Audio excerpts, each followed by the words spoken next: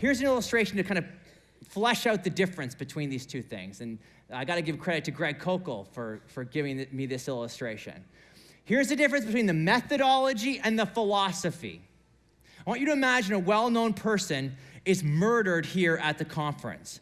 Let's say, just because it's so ironic, that it's homicide detective J. Warner Wallace, all right? I know, it's so sad. We'd all miss him. Jay Warner, he is murdered here at the conference. And of course, he's so important that the chief of police shows up, the mayor, I mean, everybody's here, the forensic detectives.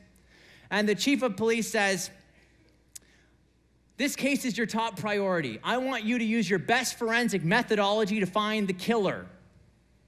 And the forensic detectives are like, okay, great. And they get out their test tubes and their rubber gloves, and you've seen CSI. They're about to do their thing. And then he says, oh, one more thing. You can't implicate, you can't charge, you can't convict anyone taller than 6 foot. Does anyone see a problem with that? Yeah, of course. Because what if someone taller than 6 foot did it, right? Anyone here taller than 6 feet? I mean, yeah, a couple of you, myself, Drew. I mean, we're all off the hook, right? You're thinking, well, that's not fair. You have excluded a possible conclusion before even looking at the evidence. That doesn't sound like the right approach to find out who the true killer is. Well, of course not. But this, my friends, is exactly what's going on in the field of science for some. They're excluding a possible conclusion before even looking at the evidence. You're saying, no, Tim. Those scientists, I mean, they wear the white lab coats, They're the objective seekers of truth. Certainly, they would never do such a thing. Seriously. Listen to Richard Lewontin, a famous Harvard geneticist. Here's what he says. This is a long quote, but hear him out. He says this: our willingness to accept scientific claims that are against common sense, and there are a lot of claims that are against common sense, is the key to an understanding of the real struggle between science and the supernatural.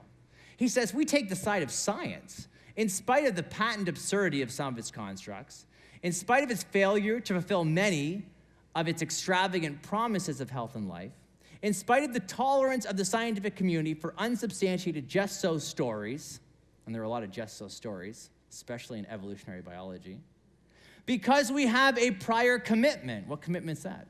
A commitment to materialism. That is, matter is all that exists. Moreover, that materialism is absolute, for we cannot allow a divine foot in the door. Does that sound someone who's following truth wherever it leads? No, absolutely not. And just as a side note, when people say intelligent design, that's not science.